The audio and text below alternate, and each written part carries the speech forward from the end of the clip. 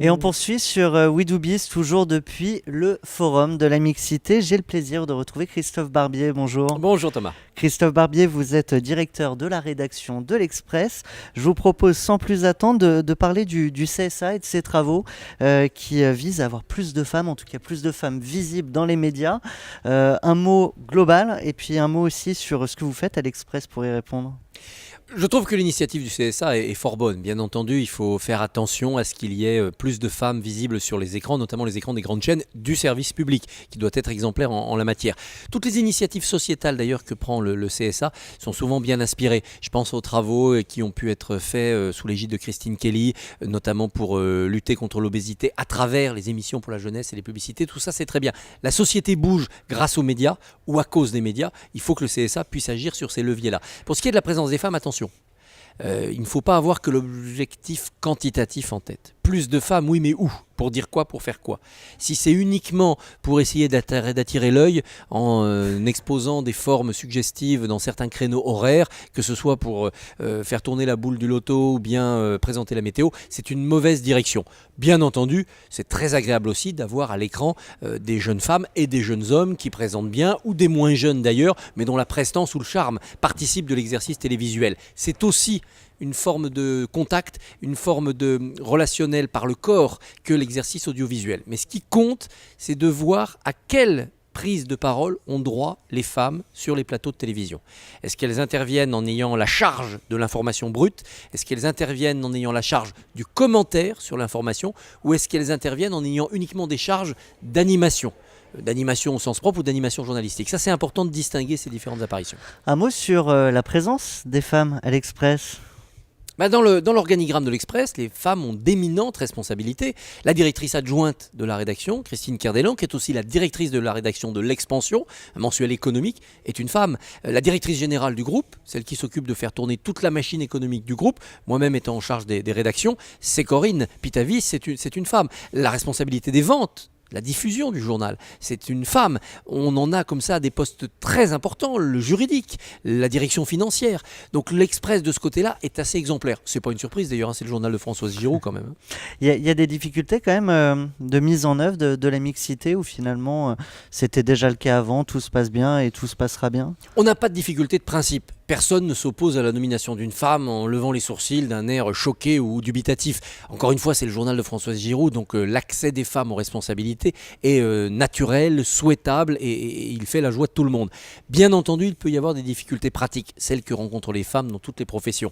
Les horaires, les réunions, la difficulté à concilier vie professionnelle et vie privée, c'est heureusement moins pénible, moins difficile dans des professions comme les nôtres que dans des professions du secteur secondaire, que dans les postes les moins gradés des services que peuvent occuper souvent les femmes. Là où je vois moi une différence, c'est selon la nature de certaines tâches journalistiques. Et c'est vrai que pour le grand reportage à l'étranger, et notamment le reportage de guerre, eh bien on a du mal à féminiser. On avait deux grandes reportrices, elles sont toutes les deux parties à l'occasion de mouvements, ce sont des garçons, des hommes qui les ont remplacés. Donc j'aimerais qu'au niveau du grand reportage au lointain, on ait le retour des femmes. On avait vu dans l'audiovisuel les femmes, à un moment donné, prendre beaucoup de place de grands reporters dans des terrains dangereux, parce que dans les terrains, notamment en confrontation avec l'islamisme, les femmes étaient moins enlevées. Il y avait moins de femmes prises en otage que d'hommes. On le voit encore en ce moment. Ceux qui sont égorgés, ce sont des hommes. Parce qu'évidemment, pour les islamistes, les femmes n'ont pas de prix. Et donc, les médias occidentaux envoyaient des femmes en se disant on a moins de risques de se les faire enlever. Ce qui était quand même assez cynique comme évolution du travail. Mais sur ces tâches-là où les femmes sont excellentes, parce qu'elles ont une forme de subtilité dans le grand reportage qu'on n'a pas toujours chez les hommes, eh bien, j'aimerais qu'on puisse renvoyer plus de femmes sur le terrain du grand reportage, c'est-à-dire très très loin de Paris. On dit que la mixité est une bonne chose pour la réflexion, la créativité et la mise en œuvre en entreprise. Est-ce que c'est la même chose pour la création ou l'interprétation de l'information ? Oui, il y a d'évidence une acuité, une sensibilité différente quand on a eu un parcours de femme, et notamment quand on a eu un parcours professionnel où il a fallu se faire sa place, ça rend le regard différent sur les choses. La rédactrice en chef du service politique est une femme, la rédactrice en chef du service société est une femme, et pour moi ça ce sont des choses absolument importantes, que sur ces domaines-là on ait un regard non pas féminin mais marqué par le parcours qu'a pu avoir une femme dans une rédaction. L'emmerdeuse, ces femmes qui lui gâchent la vie, je crois c'était les unes de l'Express, et on vous a jugé de sexiste après ces unes. Rétrospectivement, comment vous analysez ça? Eh ben, je m'en félicite, j'en suis réjoui. D'abord parce que c'était faux, il n'y avait rien de sexiste dans tout cela. Et quand on regarde ce que disaient ces unes, il est clair qu'on menait le bon combat. Ces femmes qui lui gâchent la vie, eh ben, c'était Duflot, Trierweiler, Merkel par rapport à Hollande. Ça voulait dire une chose, c'est que politiquement, il était en bisbille avec certaines d'entre elles. On ne peut pas dire que depuis 2 ans et quelques que cette une est parue, Hollande ait vu ses rapports s'améliorer avec Merkel, qui lui tord le bras au niveau budgétaire, ni avec Duflot, qui a claqué la porte du gouvernement et qui a fait un livre assassin. Quant à Valérie Trierweiler, n'en parlons même pas. Donc on avait visé juste. Il y avait un problème politique avec ces personnages-là, et il y a un problème psychopolitique chez Hollande, de sa difficulté à travailler avec des femmes. On le voit bien. Avec qui s'entend-il? De qui s'est-il entouré à l'Élysée? Eh bien, il a un problème évident dans le travail politique avec les femmes. Quant à l'emmerdeuse, formidable une, dommage.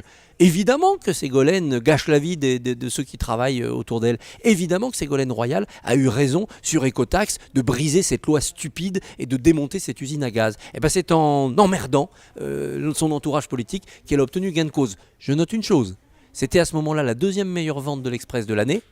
Et ça lui a valu un bond de popularité. Et depuis, elle est très populaire au sein du gouvernement, tout simplement parce qu'elle fait son travail avec courage et obstination. Donc plus de mixité autour d'Hollande. Oui, je pense qu'il serait bon que Hollande écoutât plus encore les voix féminines. Il a promu à l'éducation la première femme ministre, Najat Vallaud-Belkacem. Ce n'est pas suffisant. Le fond de sa politique n'est pas en cause, puisqu'il a fait faire des progrès à la cause des femmes depuis qu'il est président de la République. C'est vraiment son comportement et sa capacité, son ergonomie politique. Là, il semble avoir quelques difficultés. Est-ce dû à son histoire personnelle ou à son histoire politique? Bon, on est sur un divan, mais on ne va pas faire de la psychanalyse de bazar.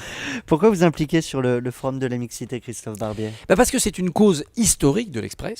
Depuis Françoise Giroud, l'Express veut être à la pointe de tous les combats pour les droits des femmes. L'Express a été en 1974 le journal qui a soutenu, il y a 40 ans, la loi Simone Veil. Nous avons en 1996, à l'époque avec Denis Jambard et Elisabeth Chemla, porté le manifeste pour la parité en politique.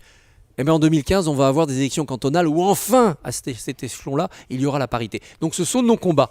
On a parfois des manières provocatrices de poser ces débats, parce qu'on est un journal. Et un journal qui ne provoque pas, c'est un journal qui fait de l'eau tiède. Alors, quelle provocation vous pourriez nous proposer sur We Do Biz pour convaincre les hommes, les femmes aussi, de se porter, de s'engager sur le sujet de la mixité?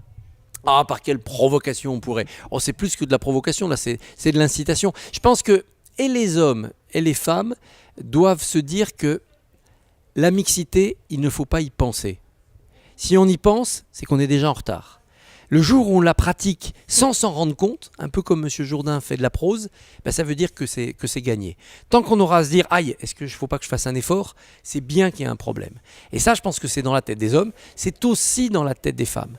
Cette idée qu'elles ont ou qu'elles vont avoir du retard professionnel parce qu'elles sont femmes et qu'elles doivent donc en tenir compte dans leur stratégie. Et ça, évidemment, c'est quand même un problème dans une société. Eh bien moi je pense que je suis en retard pour ma conclusion, j'en tiens compte, mais je vous remercie Christophe Barbier, directeur de la rédaction de l'Express. À très bientôt sur We Do Biz. Merci beaucoup. Merci à vous.